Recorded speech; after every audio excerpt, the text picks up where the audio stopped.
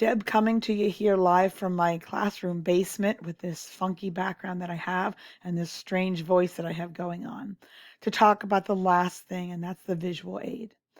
The point of any visual aid is to increase the audience's understanding. I just cannot say that enough times. Your visual aid should never be a distraction.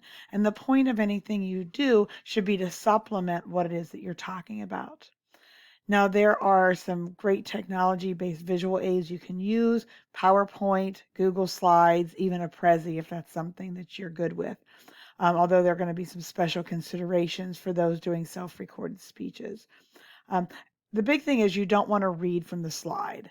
And so that means that you're going to have limited text on your visual aid. The visual aid should not replace what it is that you're going to be saying. So it's just going to support it. So what type of visual aids are we talking about?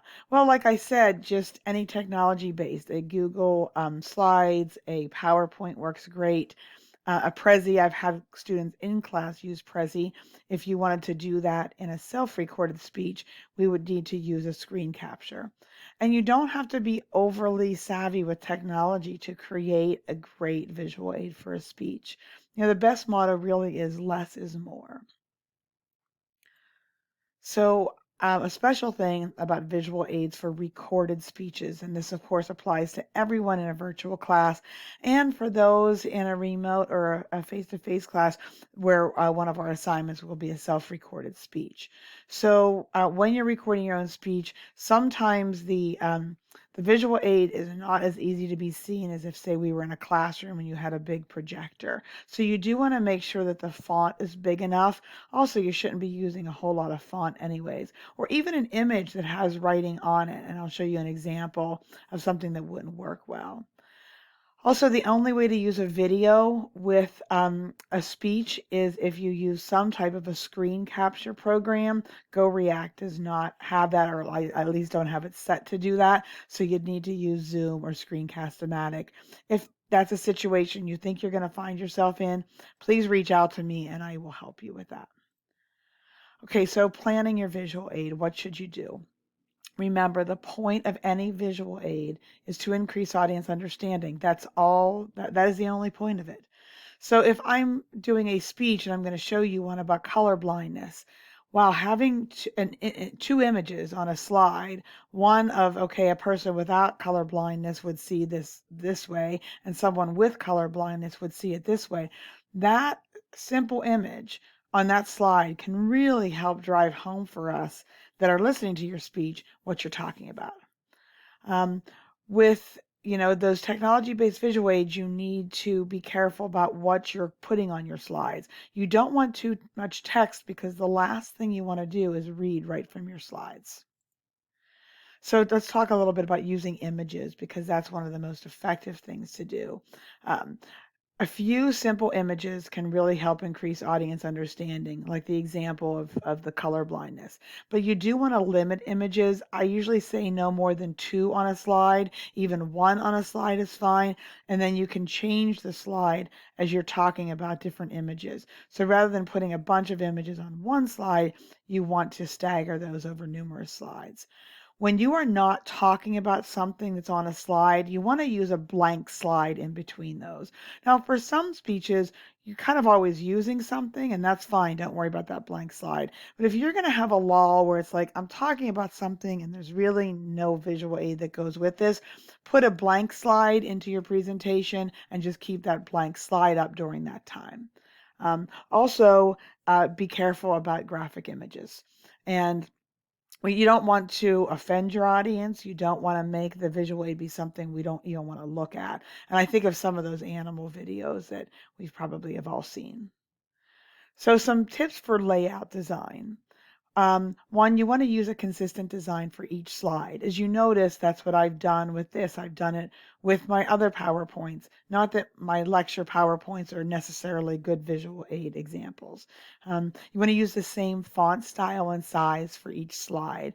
Things clean and simple. Use a light background with dark font.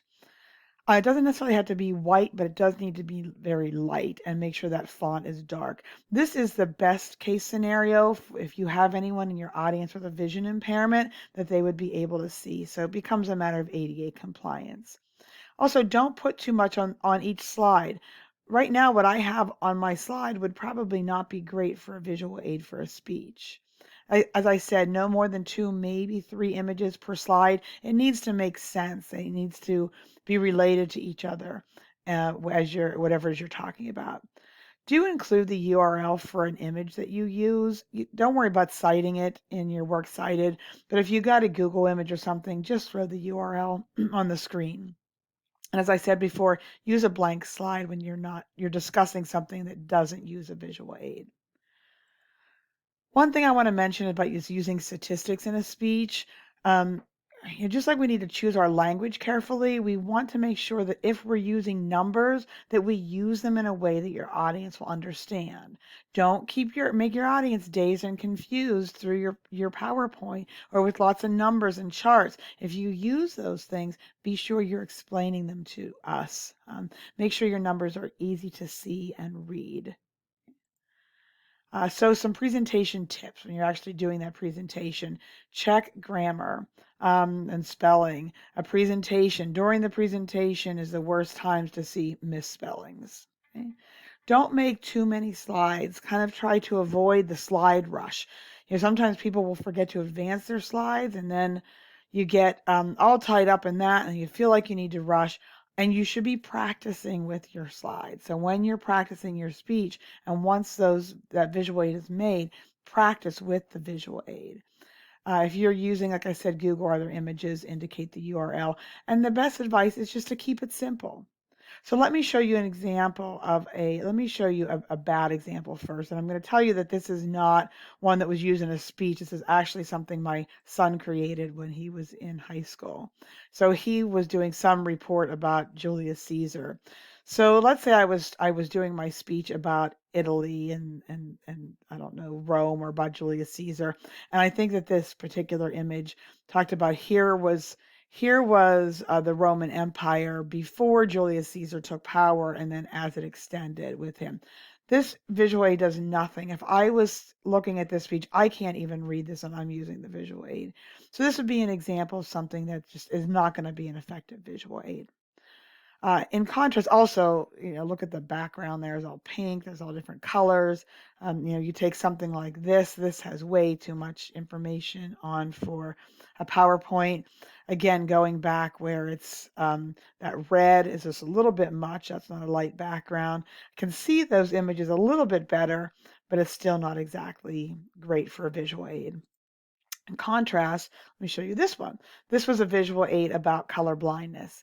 Now, this particular image right here, it probably could have been a little bit larger. It would have helped us to see it a little bit better, but at least it's pretty simple what it was talking about.